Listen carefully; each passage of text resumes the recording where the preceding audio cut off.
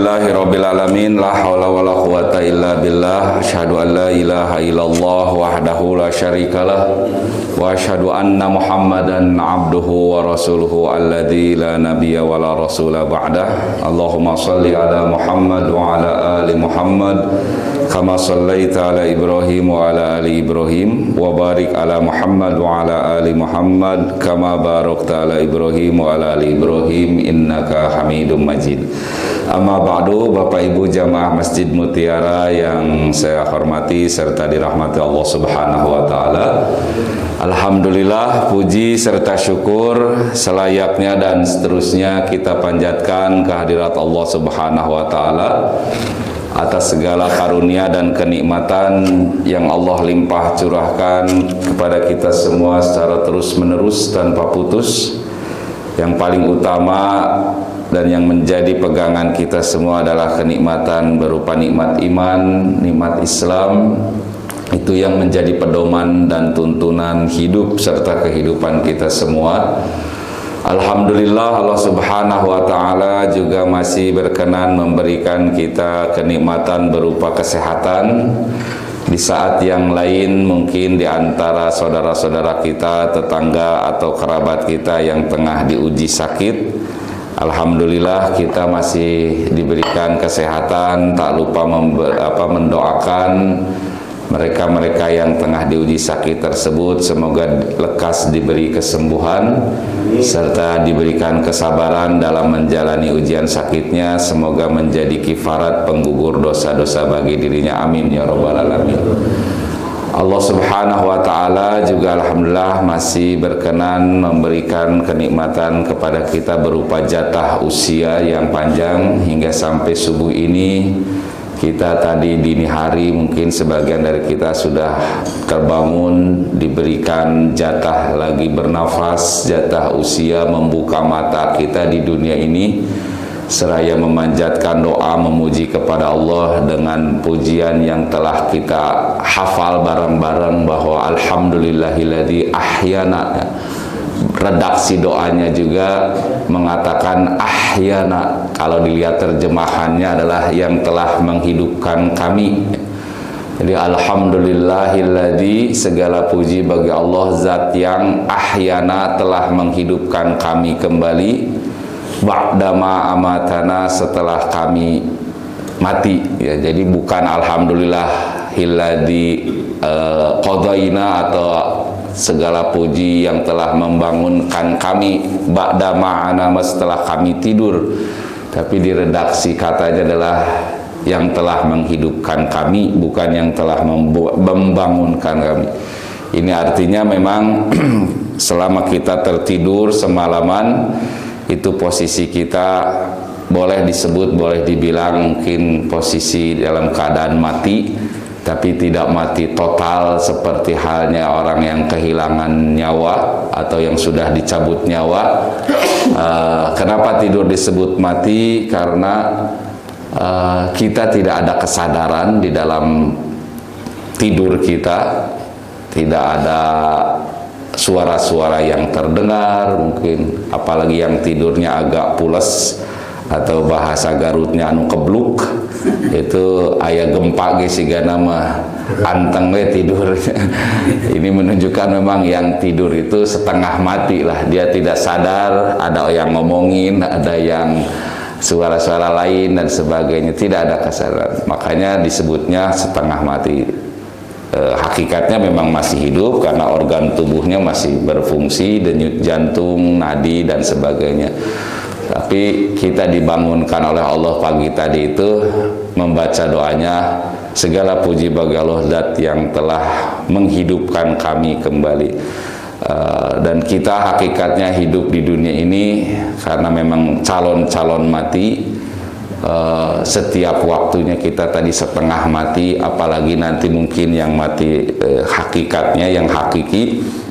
Bahkan Allah Subhanahu wa taala sudah menjuluki kita dengan sebutan camat atau calon mati.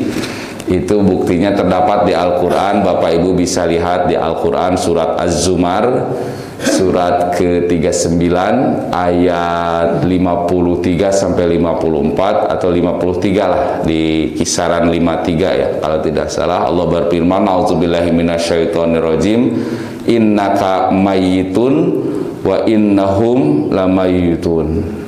Yang kalau kita lihat di terjemahan Al-Qur'annya, innaka, sesungguhnya engkau Muhammad, khitabnya memang ini kepada baginda Nabi Muhammad SAW saat itu waktu beliau masih hidup, tapi hakikatnya umumnya juga bagi kita semua. Kata Allah, sesungguhnya engkau itu adalah mayyitun.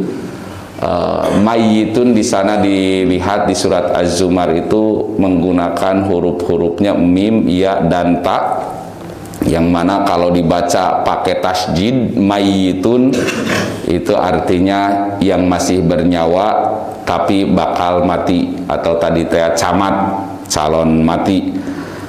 Nanti penulisan mim ya ta yang tanpa tasjid maitan itu baru orang yang sudah tidak bernyawa. Jadi dibedakan sedikit sebetulnya dari sisi penulisan. Kalau di Az-Zumar ayat 50 ya Bu, 54. Maaf 30 bukan 50 tuh, tebih-tebih tinggi. Ayat 30 surat Az-Zumar itu innaka mayyitun wa innahum mayyitun juga. Jadi ditulisnya pakai tasjid. Ibu-ibu yang biasa belajar ilmu tahsin, ilmu tajwid, ilmu qiraah dengan Ustadz Farhan, pasti cara membacanya itu si huruf ya-nya seperti didobel ya, ganda mayyitun ya, mayyitun. Meskipun dalam bahasa Indonesia tanpa double y ya, mayyit saja. Nah, kalau dalam bahasa Indonesia yang tidak double y, mayyit, itu memang orang yang sudah tidak bernyawa atau yang sudah mati. Tapi kalau di Az-Zumar ayat 30 ini orangnya masih bernyawa. Allah mengatakan, berfirmannya kepada Nabi Muhammad langsung, innaka mayyitun, wahai Muhammad engkau adalah mayyit. Padahal kan Nabi Muhammadnya saat itu masih hidup. Ternyata di tasjid itu huruf ya-nya dalam bahasa Arab mayyit dengan huruf ya di tasjid itu artinya makhluk yang masih bernyawa, yang belum mati. Kita semua ini berarti kalau merujuk ke Az-Zumar ayat 30, semua kita adalah mayit. Siun artinya serem, terkedasian ku mayit. Kalau yang sudah tidak bernyawa, nanti ibu bapak bisa lihat penulisan huruf iya-nya tanpa tasjid, bahkan tanpa harokat, tidak ada baris fathah, kasroh, domah, justru disukunkan, maitan atau maitun, maitan. Itu ada di surat Al-Hujurat ayat ke-13. Surat Hujurat itu surat ke berapa Ustaz Farhan? Kayak hilap dia 49 ya. Surat ke-49, betul, surat Al-Hujurat. Bisa lihat Bapak Ibu di ayat 12 tuh, salah wae ini sakit tuh lihat. Sanes pangaruh tos nonton bola gitu Pak Asep. Jadi ngaco wae gitu. Surat 49 ayat 12. Kita bisa melihat bunyi ayatnya nanti yang pas tengah-tengah. Auzubillahi minasyaitonirrajim. Ayuhibbu ahadukum ayyakula lahma ahihi maitan. Nah, sampai situ aja dulu. Fakarih tumuhu, boleh dilanjutkan. Jadi kalau dia Al-Hujurat ayat 12 ditulisnya maitan, huruf ya-nya tanpa harokat, disukunkan, tidak bertasydid, tidak berfathah, tidak berkasroh. Kalau tadi Az-Zumar ayat 30 huruf ya-nya bertasydid dan berharokat kasroh, mayyitun. Kalau Al-Hujurat ayat 12 maitan, huruf ya-nya disukunkan. Nah, ini mah benar-benar yang sudah tidak bernyawa. Ayuhibbu ahadukum, apakah di antara kalian senang, doyan, suka ayyakula memakan lahma ahihi, daging saudaranya sendiri, maitan yang sudah menjadi bangkai, yang sudah tidak bernyawa. Pakarih tumuhu, sedangkan kamu pasti tidak menyukainya.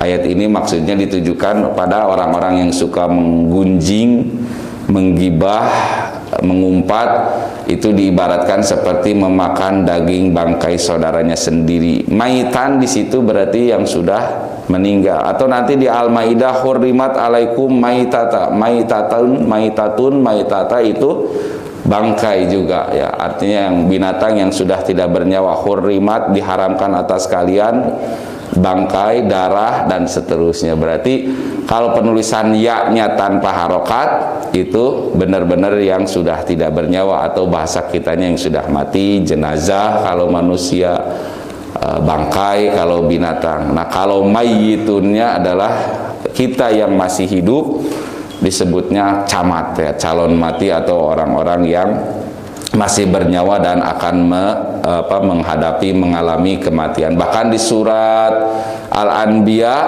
disebutkan lagi kullu nafsin za'iqatul maut.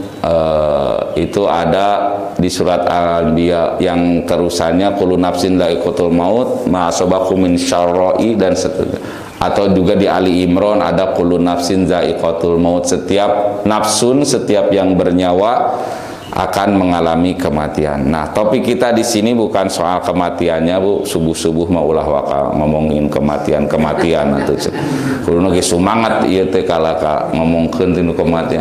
Tapi ini adalah sekilas tentang hakikat kita manusia, bahwa proses penciptaan kita manusia, kita berada di alam dunia ini sebelum nanti menjelang kematian. Mendingan kita semangat mah pas kelahiran ya, Bu. Ulah jangan ngomongin kematian, kelahiran gitu. Dan proses kelahiran atau lahirnya terciptanya manusia di Al-Quran juga nanti ada 4 jenis proses terjadinya hidupnya manusia. Jenis yang pertama, penciptaan manusia itu adalah tanpa ayah, tanpa ibu, tanpa orang tua, yaitu manusia yang pertama, Abul Bashar, Nabi Adam alaihi salam. Itu proses penciptaan manusia jenis yang pertama. Itu prosesnya tidak ada melalui hubungan suami istri, tidak ada yang mengandung, tidak ada yang melahirkan. Itu langsung ada, diciptakan oleh Allah.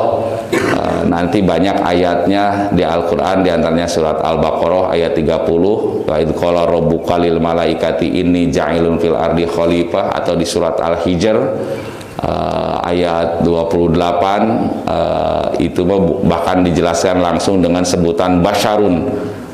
Al-Hijr ayat 28, wa idh qala rabbuka lil malaikati inni khaliqun basyarun. Dan ingatlah ketika Tuhanmu berfirman kepada para malaikat, sesungguhnya aku akan menciptakan basyarun, sosok manusia.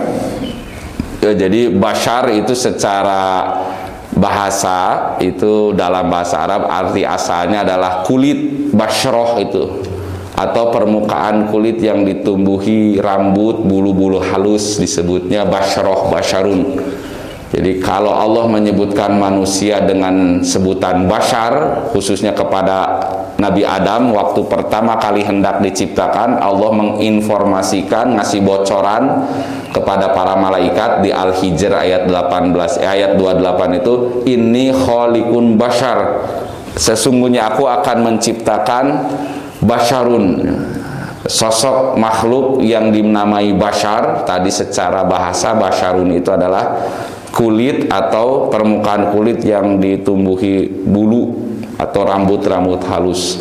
Manusia disebut basyarun, maksudnya adalah manusia ini adalah sosok yang benar-benar ada wujudnya, nampak, berkulit, berdaging, berwujud gitu, bukan makhluk kasat mata, bukan makhluk yang abstrak, bukan makhluk halus, tapi benar-benar masuk makhluk yang ada jasadnya, ada fisiknya, makanya disebutnya basyarun. Berarti manusia ditinjau dari sisi biologis lah, ada kulit, tulang, daging, memiliki rambut, bulu dan sebagainya, makanya disebut basyarun. Nah, ini proses penciptaan pertama manusia, jenis yang pertama tanpa ayah, tanpa ibu, yaitu Nabi Adam, disebutnya basyarun. Nanti banyak diulang-ulang juga di surat-surat lain penyebutan kata bashar. Contohnya di surat Al-Kahfi bagian akhir, ujung surat Al-Kahfi, ketika Nabi Muhammad SAW menegaskan bahwa dirinya benar-benar sosok manusia biasa seperti kalian umatnya, kata Nabi itu. Surat Al-Kahfi ayat 112 ya, ayat 111. Qul innama ana basyarum mislukum.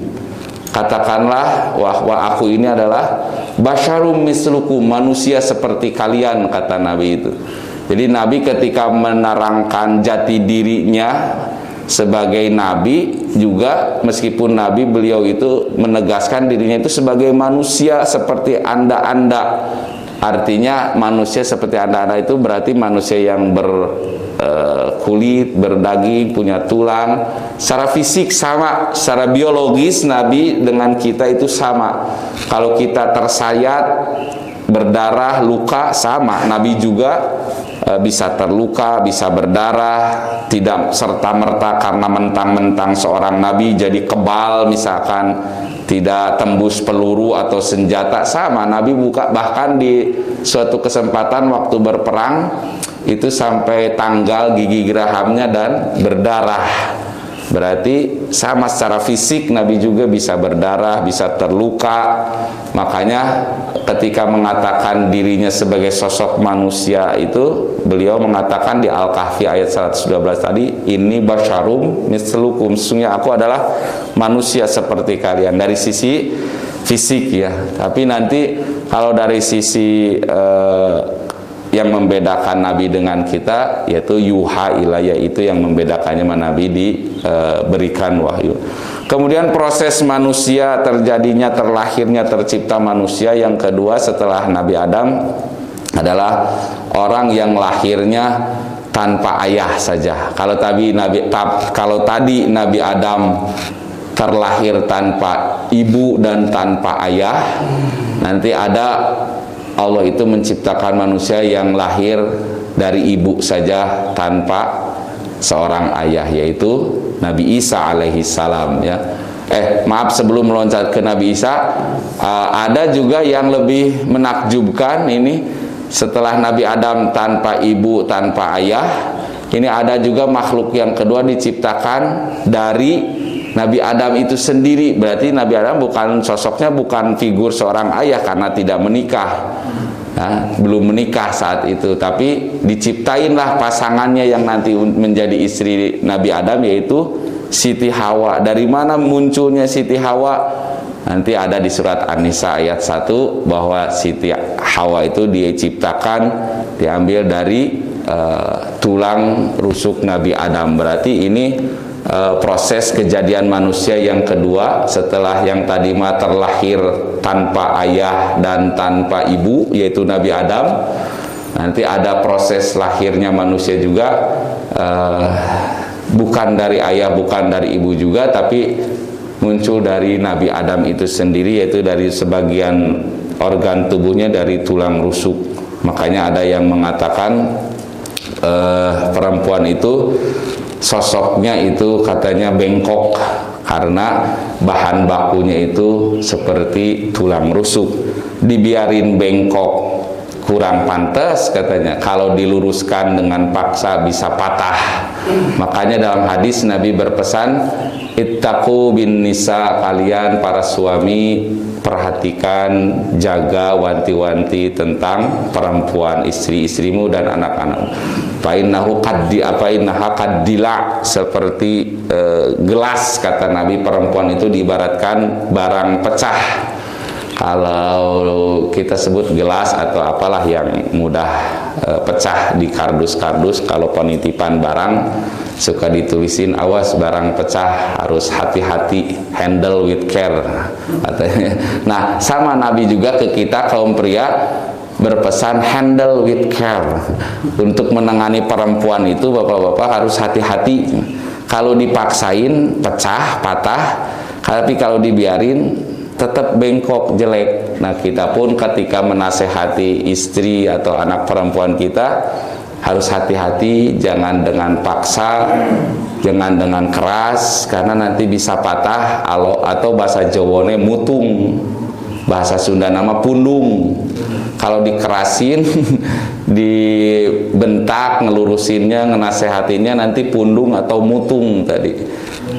Maka harus bahasa Jermannya mah malapah gedang. Untuk menasehati perempuan mah jangan langsung gitu. Kalau langsung bisa patah tadi mutung atau pundung, karena bahan bakunya dari tulang rusuk yang bengkok, atau di hadis mah tadi qaddilah kata Nabi, seperti kaca atau seperti botol beli. Nah, proses manusia yang pertama tadi Nabi Adam, meskipun nanti kesininya ada manusia-manusia yang tidak meyakini Nabi Adam manusia pertama. Di antaranya Charles Robert Darwin itu berpendapat, berteori bukan Nabi Adam katanya manusia pertama itu, tapi manusia pertama mah hasil evolusi dari apa katanya keraknya dina teori Charles Darwin mah. Tapi insya Allah bapak-bapak dan ibu-ibu di sini teu aya nu sudi disebut turunan keraknya, eta mah keuna si Darwin aja yang punya teori seperti itu.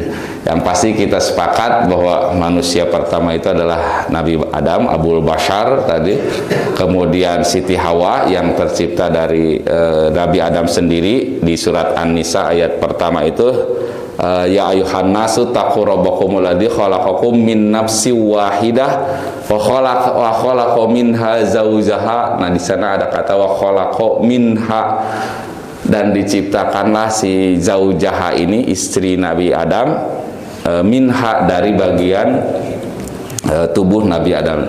Lalu yang ketiga tadi proses munculnya lahirnya manusia, yang ketiga adalah dari seorang ibu saja tanpa seorang ayah, yaitu Nabi Isa alaihi salam. Itu nanti ayatnya bisa kita temukan di ayat awal-awal surat Ali Imran, bahwa malaikat Jibril atau Ruhul Kudus memberikan informasi ke Siti Maryam, innallaha yubashshiruki, sesungguhnya Allah akan memberikan kabar gembira kepadamu mengenai kelahiran seorang putra, seorang anak. Meskipun saat itu Siti Maryam mengelak, bagaimana mungkin saya punya anak, walam yamsasni basyarun, sedangkan tidak ada seorang basyarun, tuh di situ disebut juga basyar lagi. Walam yamsasni basyarun, tidak ada seorang manusia pun yang pernah menyentuhku, bagaimana mungkin aku bisa punya anak, kata Siti Maryam saat itu. Tapi malaikat Jibril meyakinkan lagi kepada Siti Maryam bahwa Allah Maha Kuasa akan segala sesuatu. Beliau tiupkan ruh kepada Siti Maryam, lalu nanti lahirlah Nabi Isa alaihissalam. Dan hakikatnya semua manusia juga adalah berupa ruh dulu yang ditiupkan ke dalam rahim perempuan. Nanti prosesnya bisa secara detail dilihat di surat Al-Hajj ayat 5, surat 22 ayat ke-5, mulai dari pertemuannya sel sperma dan sel telur perempuan.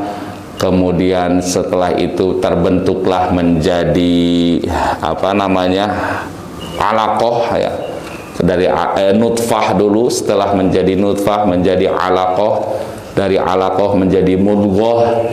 Selama fase-fasenya pun disebutkan di hadis 40 hari fase dari nutfah ke alaqah 40 hari, dari alaqah ke mudghah 40 hari, dari mudghah selanjutnya pun 40 hari. Jadi 3 kali 40 hari 120 hari baru ruh itu ditiupkan. Secara teori medis kedokterannya itu usia 120 hari atau usia kehamilan. Sabaraha habunya ibu-ibu nu pernah hamil da abdi macan pernah hamil.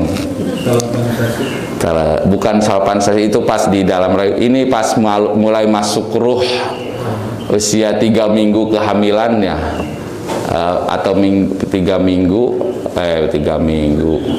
minggu ketiga 3 minggu disebatna teh ada betara hamil teh. Jadi teh apa, itu sekitar 120 hari dari nutfah, alaqah, mudghah baru ditiupkannya ruh.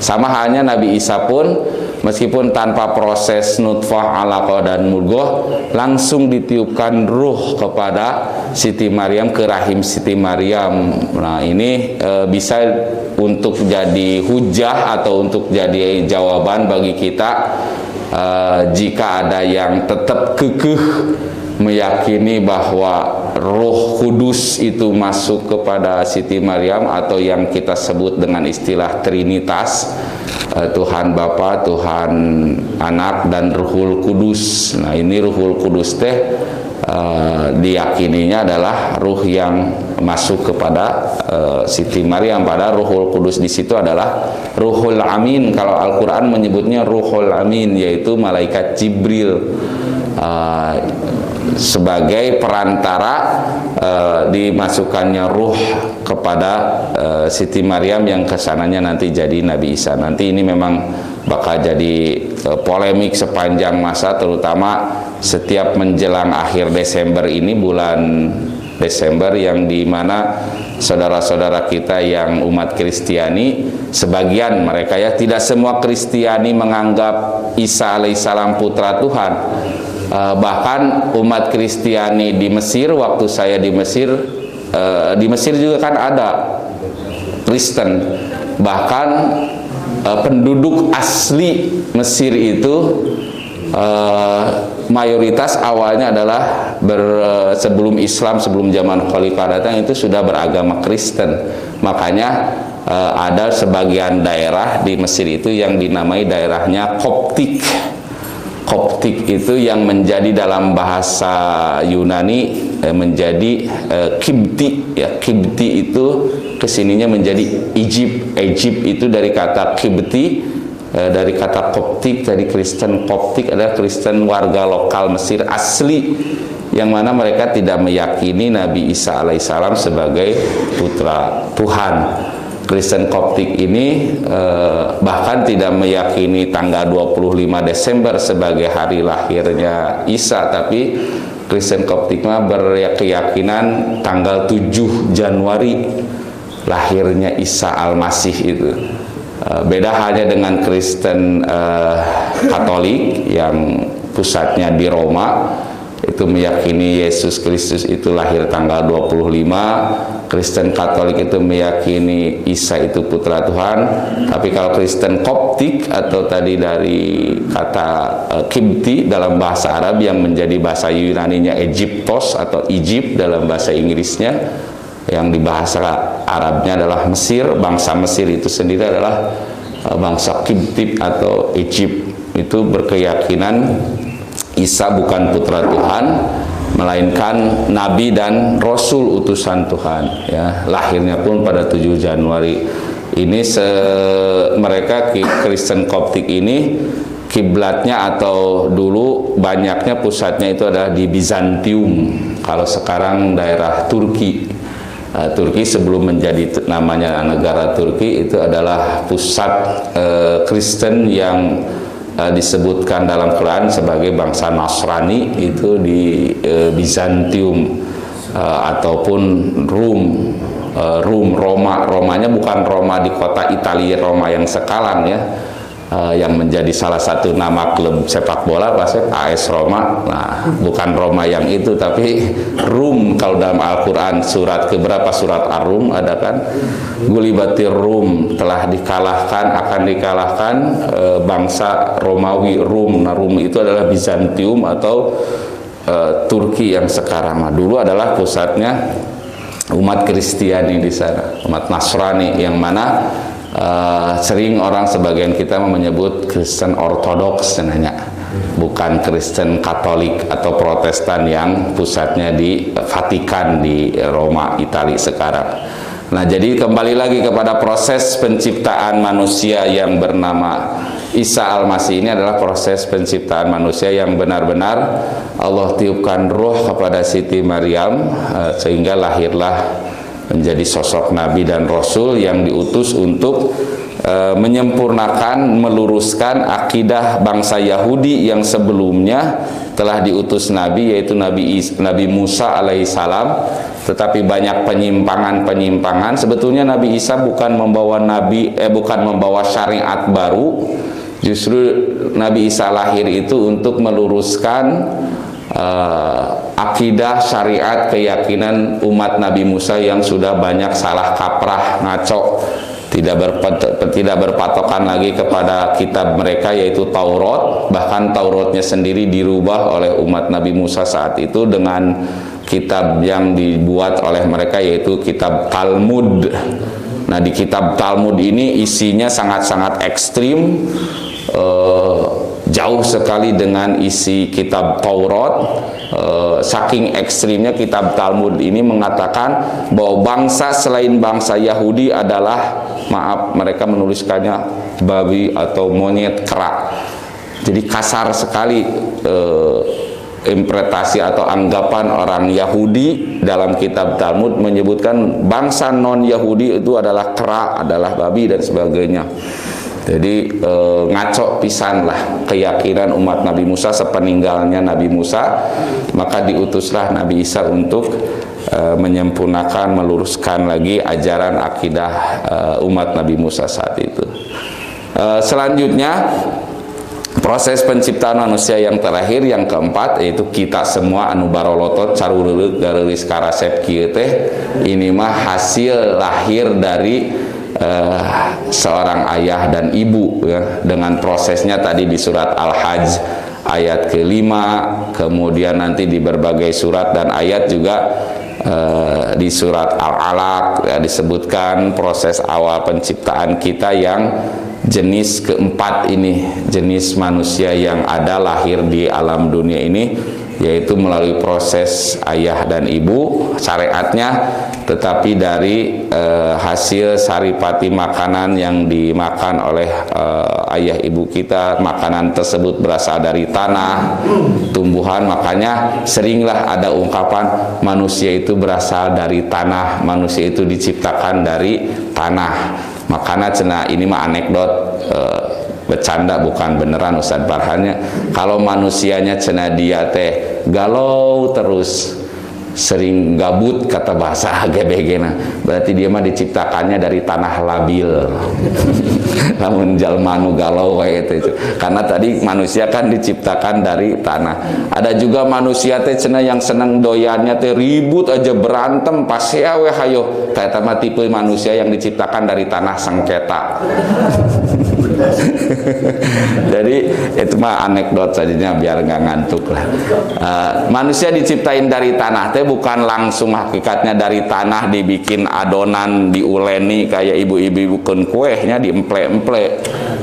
Bukan seperti itu juga, karena yang kalaupun iya dari tanah dulu yang seperti diuleni tadi bukan diemple-emple kayak bikin kue, itu Nabi Adam alaihissalam justru. Itu pun dari tanahnya berupa lumpur kering, min solsolin kal fakhor di surat Ar-Rahman, atau min sulalatin min tin, itu adalah tanah yang sudah berupa lumpur yang mengering. Itu pun tidak dicetak-cetak kayak gitu, diuleni atau diemple-emple sehingga bikin kue. Allah menciptakan Nabi Adam dari min sulalatin min tin itu dengan kun payakunnya ya. Jadi kalaulah kita disebut manusia diciptakan dari tanah, itu memang benar-benar dari tanah yang lumpur yang mengering. Dan sekarang itu mah untuk Nabi Adam. Kalaupun yang sekarang manusia-manusia nu barolotot cureuleuk ayeuna barungkeuleuk ayeuna, itu adalah hasil dari saripati tanah yang dikonsumsi oleh ibu bapak kita berupa dari makanan hewani atau nabati. Sama kan, meskipun hewani, protein hewani, makanan yang kita konsumsi, daging-dagingan, telur-teluran dari binatang. Binatang makanannya dari rerumputan, misalkan sapi, kerbau, kambing dan sebagainya. Maka rerumputan pun berasalnya dari tanah. Apalagi kalau protein nabati yang kita konsumsi oleh ibu bapak kita, protein nabati dari tumbuh-tumbuhan. Makanya manusia mah kesananya jadi segala doyan dari jenis tumbuh-tumbuhan dan jenis daging-dagingan. Kalau makhluk Allah selain manusia jenis makanannya itu konsisten satu macam aja. Sapi tadi sejak zaman Nabi Adam, walau alam memang zaman Nabi Adam terus ayah sapi atau tak acan.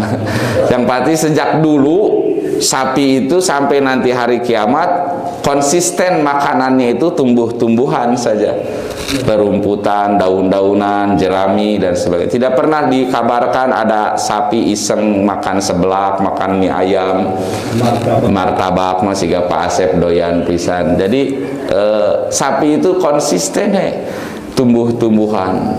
Nanti binatang yang karnivora makan daging-dagingan juga konsisten sejak dulu sampai kiamat, seperti harimau, singa dan sebagainya, konsisten saja makan daging-dagingan. Tidak pernah ada singa makan salad, urap, sayur-sayuran, tidak ada, konsisten saja. Nah, kalau manusia memang alhamdulillah oleh Allah itu diberikan muyul atau kecenderungan, kesukaan jenis-jenis tumbuhan. Seneng kita mah ya, gado-gado, lotek, lalap, salad, daging-dagingan, apalagi sate, gulai, kita mah sedep pisan. Nah, kalau binatang itu hanya satu macam saja. Maka ketika manusia dari saripati tumbuhan atau protein nabati dan hewani tadi yang mereka sumbernya juga dari tanah, otomatis kita disebutnya juga manusia itu berasal dari tanah. Maka tidak benar tadi ada manusia dari turunan tanah sengketa atau tanah longsor, karena itu anekdot saja. Nah, jadi itu empat proses kejadian manusia. Ada yang tanpa ayah dan ibu, yaitu Nabi Adam. Ada yang tidak juga dari ayah, tidak dari ibu, tapi dari sosok Nabi Adam sendiri, yaitu Siti Hawa. Dalilnya surat An-Nisa ayat 1. Kalau Nabi Adam diciptakan langsung tanpa ayah ibu, surat Al-Hijr ayat ke-28. Kemudian tadi Siti Hawa diciptakan, dalilnya nanti surat An-Nisa ayat 1. Kemudian kalau Nabi Isa itu di surat Ali Imran. Penciptaan kita manusia yang sekarang ada di Al-Hajj ayat ke-5. Nah, ketika sudah mengetahui hakikat kita manusia dari mulai asal usulnya, jadi kalau ditanya nanti Ustaz Farhan, asal usul manusia dari mana? Jawabannya mah gampang, jawaban bodorna ya, tapi Ustaz Farhan, asal usul manusia itu asal dari ibu tapi usul dari ayah. Biasanya bapak sok usul teh mak bikin adeknya lagi yuk, ada usul. Jadi itu asal usul manusia. Asal usul kita setelah kita ketahui bahwa dari Nabi Adam, dari saripati, maka kita akan mengenali, mengidentifikasi hakikat jati diri kita. Lantas untuk apa, buat apa kita dihidupkan di dunia ini? Karena pasti tidak ada satupun manusia yang request, yang meminta kepada Allah agar lahir ke alam dunia ini. Tekan ibu bapak kita yang request ingin punya anak. Iya, ibu bapak juga meminta, berdoa ingin punya anak. Tapi apakah anak yang dipinta dalam doa ibu bapak itu apakah memang langsung saat itu diijabah? Kan ada juga yang tidak diijabah. Apalagi kita sendiri pun tidak pernah meminta kepada Allah untuk dilahirkan.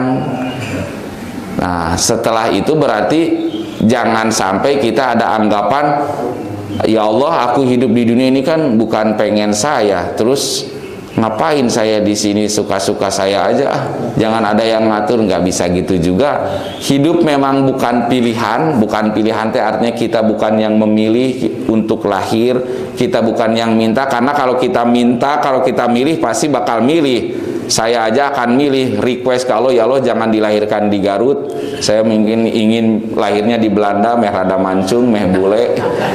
Nah, pasti kalau dikasih opsi kebebasan pilihan, pasti tidak akan ada orang Subang, tidak akan ada orang Garut, hayangna teh orang Eropa sadayana pasti ingin mancung, ingin cakep, ingin bule dan sebagainya. Nah, karena hidup ini bukan hasil request, bukan hasil permintaan, Allah yang menghendaki kita terlahir jadi orang Garut, orang Cimahi, orang Subang, orang Jakarta, Jawa, Batak, Manado dan sebagainya. itu karena sudah hak prerogatif Allah Subhanahu wa taala, atau yang disebut qada, ya, ketetapan.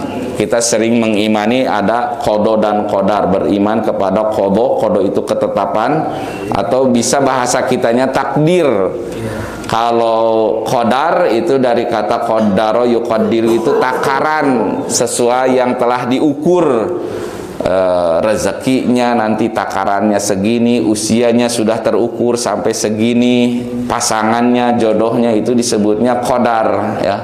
Takarannya, kebahagiaannya, sakit dan sehatnya, pondok umur atau panjang usianya, itu sudah ada takarannya. Sedangkan qada tadi ketetapan Allah, mulai kita terlahir sebagai orang Cimahi, sebagai warga Indonesia, itu sudah ketetapan hak prerogatif Allah Subhanahu wa taala, atau takdir yang disebut takdir insya'i, atau takdir yang sudah permanen, paten, tidak bisa dirubah-rubah, tidak bisa ditawar-menawar lagi kepada Allah. Bahkan akan berdosa kalau kita merubah takdir paten permanen. Saya dilahirkan oleh Allah, takdir patennya berupa jenis kelamin laki-laki, tidak boleh dirubah jadi perempuan, operasi plastik, transgender, jadi banci, atau perempuan jadi laki-laki. Itu justru berdosa, karena itu sudah Allah tetapkan kita sebagai laki-laki atau perempuan.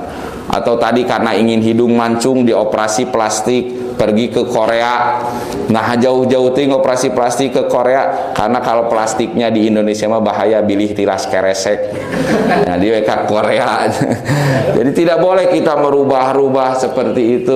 Hidung ingin mancung, jenis kelamin dirubah dan sebagainya. Nah, itu sudah merupakan takdir ketetapan Allah, qada yang Allah berupa. Nah, terlahir di dunia karena sudah merupakan ketetapan Allah, maka disinilah fungsi kita sebagai manusia disebutnya hamba, ya, abdun, abdullah, hamba Allah. Maka akan ada penghambaan dari kata hamba, nanti akan menghamba atau adanya penghambaan kepada yang mengadakan kita, yang melahirkan, yang menciptakan kita, yang membuat kita berada di dunia ini. Kita menghamba, atau bahasa agamanya adalah ibadah. Ibadah itu dari kata abada, ya'budu ibadatan.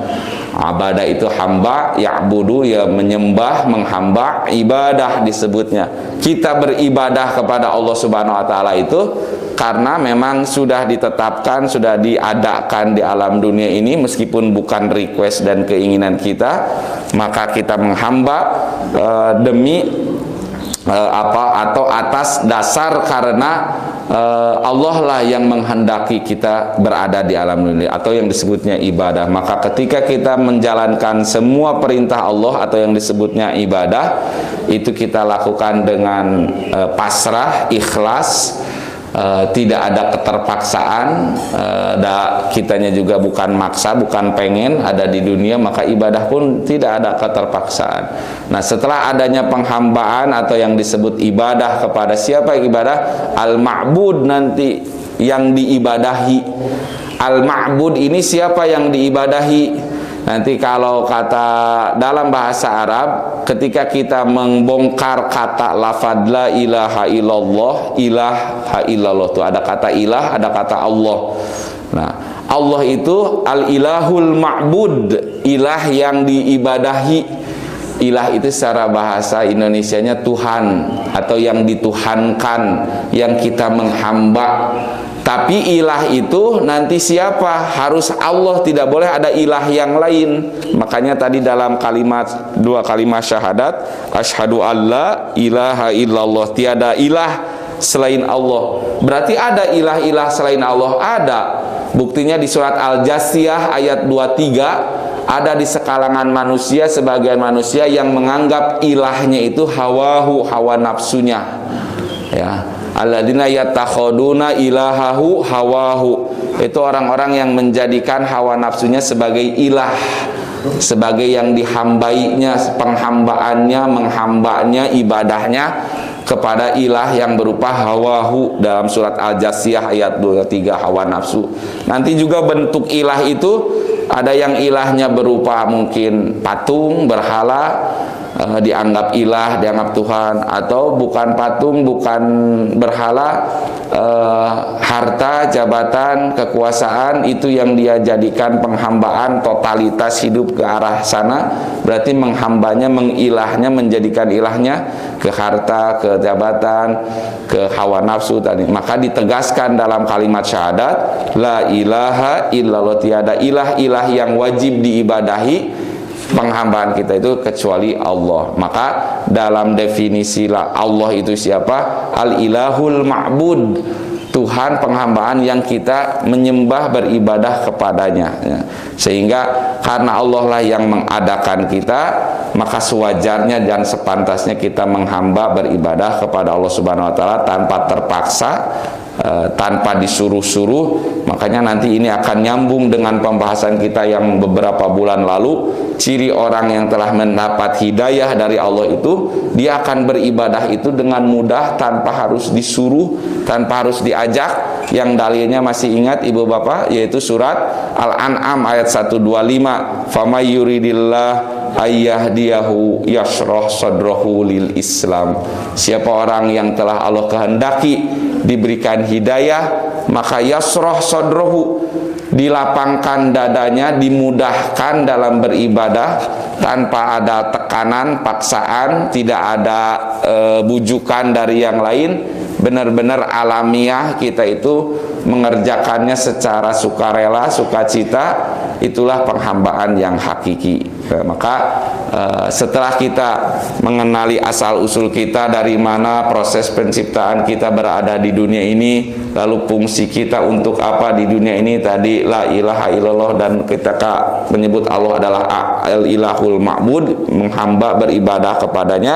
Maka jelas nanti ketika kita sudah jadi maitan tadi, meninggal dunia, kita tidak akan ada rasa fala khaufun alaihim wala yahzanun, tidak akan sedih, tidak akan cemas, tidak akan khawatir. Tadi makan tosieun we disebut-sebut mayit, calon mayit, karareung ngebahas maut mayit. Tapi setelah hakikat kita sudah bisa kita ketahui untuk apa kita berada, dari mana kita berasal, dan nanti kemana kita pulang, insya Allah kita akan tenang, siap.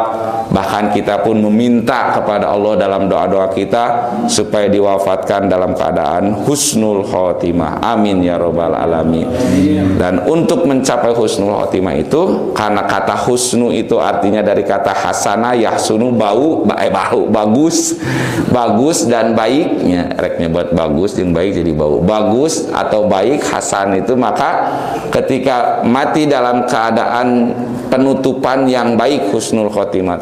Kalau akhir penutup kita ingin baik, berarti kita membiasakan saat dari mulai sekarang, bahkan sebelumnya, kita selalu berbuat kebaikan-kebaikan. Seperti pengajian kita subuh ini, mudah-mudahan ini menjadi suatu kebaikan sebagai sarana kita menuju husnul khotimah. Amin ya rabbal alamin. Itu saja mungkinlah yang bisa saya sampaikan sebagai sharing, bahan renungan, khususnya bagi saya sendiri yang menyampaikan, biar menjadi tazkiroh, menjadi pengingat, panggeuing, pangeling bagi saya pribadi, umumnya bagi Bapak Ibu jamaah sekalian. Pasti banyak kesalahan. Kalau ada yang ingin dikoreksi atau ditanyakan, kami persilahkan sampai 5:30 lah. Ada yang bertanya mungkin, Bapak-bapak, Ibu-ibu, sekap. Yang nanya